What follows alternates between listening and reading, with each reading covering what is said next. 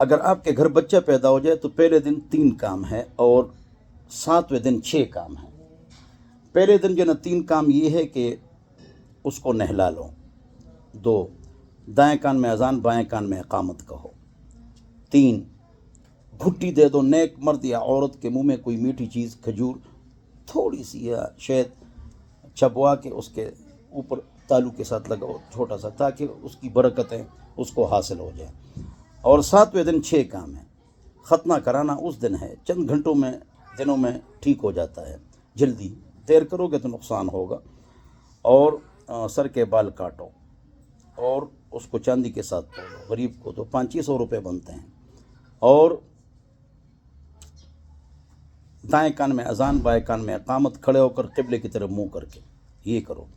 بچے کی طرف سے 2 بکرے، نہیں تو 1 بکرا بھی جائز ہے۔ اور یہ بات ضروری ہے کہ میں کہوں، اگر کسی کی طاقت نہ ہو اور عقیقہ نہ کرے تو کوئی گناہ نہیں ہے، یا طاقت ہو نہ کرے تو یہ نہیں کہ تو اس کو ثواب نہ ملا، باقی مطلب یہ گناہ نہیں ہے۔ اگر کوئی عقیقہ نہ کرے تو گناہ نہیں، اس لیے کہ بہت لوگ یہ سمجھتے ہیں دل میں، کہتے ہیں کہ بھئی ہم نے تو عقیقہ ہمارا والدین نے نہیں کیا اور یہ ہمارا حق ادا نہیں کیا۔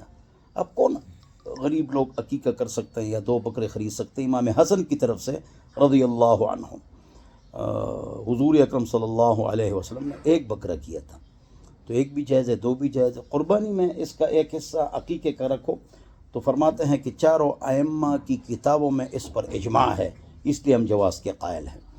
تو بہرحال وہ بھی ٹھیک ہے۔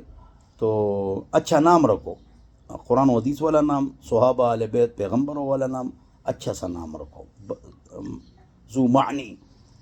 پنجابی پشتو اردو والے نام نہ رکھو، ہم رکھتے ہیں اس طرح، یہ غلط کرتے ہیں۔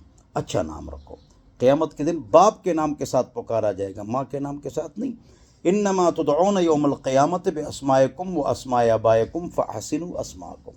اچھے اچھے نام رکھو، تو نام اچھا رکھو اور اس کا ختنہ کراؤ۔ تو یہ کام جو ہے نا، یہ 7ویں دن 6 کام ہے۔ 7ویں دن عقیقہ کیا ہے؟ یہ سنت ہے۔ 7ویں دن کی پہچان کی علامت کی ہے، پتہ ہے؟ اتوار کو پیدا ہوا تو ہفتے کو عقیقہ کرو، ہفتے کو پیدا ہوا تو جمعے کو عقیقہ کرو، یہ مطلب ہے۔ اور 14 اور 21ویں دن عقیقہ مستحب ہے، اور بعد میں نہ کرو کیونکہ یہ عقیقہ نہیں ہے۔ اگر کرو گے تو کر سکتے ہو، لیکن یہ پھر صدقہ ہے۔ اللہ ہم سب کو سمجھ عطا فرمائے۔ والسلام۔